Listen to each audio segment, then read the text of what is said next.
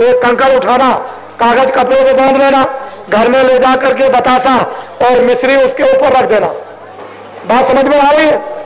कंकड़ को उठाकर कागज कपड़े पे ले जाना बांध करके, और घर में बतासा मिश्री को या चीनी को उसके ऊपर रख देना। और जब भारी मुसीबत आए, जब कोई काम ना दे उस मुसीबत में, तो फिर जय गुरुदेव 7-8 बार बोलना, और ऊपर की चीनी बतासा या मिश्री को जरा सा तोड़कर और मुंह में डाल लेना। और बाबा जी है सैन बोर्ड परीक्षा करने की, आप परीक्षा करना कि देखें बाबा जी की इस भभूत से हमको लाभ हुआ कि नहीं। लेकिन पहले सब उपाय कर लेना, पहले आप सब आजमाइश कर लेना, आप उससे कोई तकलीफ आपकी नहीं जाती, तब बाबा जी की भभूत को काम में लेना। नहीं तो आप ऐसा मत करना कि मैं जा रहा हूं आज चोरी करने डकैती, तो बड़ा माल मिल जाए, ये काम मत कीजिएगा, नहीं तो पुलिस पकड़ेगी। दूसरी बात एक यह है कि कोई भी आदमी बाबा जी की भभूत को खा के चुनाव लड़ेगा तो हार जाएगा।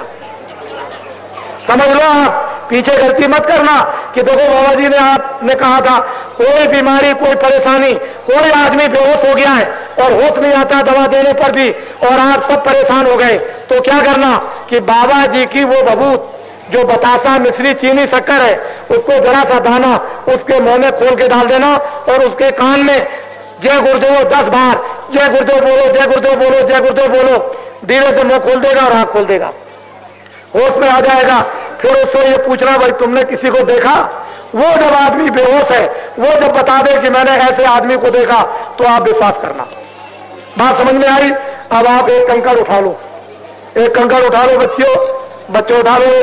देखो ये बच्चे स्कूल में पढ़ो, देखो बच्चों स्कूल में तुम पढ़ना, लेकिन जब इम्तिहान के वक्त में तुम्हें सवाल याद ना आए तो बाबा जी की भभूत मुंह में डालना, जय गुरुदेव बोलकर बैठ जाना, फिर सवाल लगाने के लिए फट से सवाल लग जाएगा, फौरन लग जाएगा, तो तुम्हारी पढ़ाई में। लेकिन ये कहोगे कि मैं पढ़ूंगा नहीं, बाबा जी आपकी भभूत खा लूंगा, मुझे पास कर दीजिए, ये बात नहीं।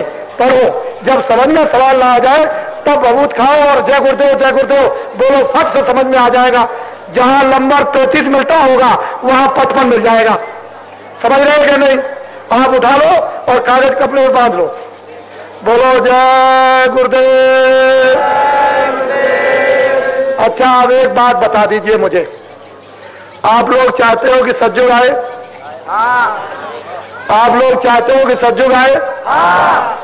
अरे बच्चों, आप चाहते हो कि सज्जो गाए? तो आप लोग ये चाहते हो कि 1 बीघा खेत में 100 मन गेहूं 100 मन चावल लाए? देखो ऐसी गलती मत करना, इसमें कई एक बैठे हैं जो बगल वाले किसान को देख रहे हैं कि इसके खेत में एक दाना नहीं होना चाहिए, मेरे खेत में 200 मन हो। ये काम मत करो, तुम्हारा हृदय विशाल होना चाहिए। तुम ये कहो कि इसके खेत में 200 मन हो, मेरे खेत में 100 मन। जब इसके बच्चे खूब फले फूले तो मुझे भी 200 मन दे देना, ऐसा हृदय रखो। ये अच्छी तरह से तो मैं तुम्हारी दरख्वास्त दूंगा। मैंने आपसे पूछ लिया है, मैं आज दरख्वास्त तुम्हारी दूंगा कि ये सब के सब कहते हैं कि सज्जू गाए और 1 बीघा खेत में 100 मन गेहूं 100 मन चावल लाए। ये आपको जानना चाहिए कि बाबा जी आपकी तरफ से जो दरख्वास्त देते हैं, बाबा जी की दरख्वास्त रिजेक्ट नहीं होती। लेकिन मैं पहले ही से चला जाऊं और उधर वो कहें कि आपने पूछा है लोगों से, तो मैं कहूंगा नहीं पूछा, तो जाओ फिर पूछ के आओ, तो मैं पूछ लेता हूं। अच्छा ये बताइए आप एक बात और, ये जो 5 अरब खर्चा होने जा रहा चुटनी में, चुटनी चुनाव, इसमें 5 अरब जो रुपया खर्चा होने जा रहा, उसको आप लोग दोगे?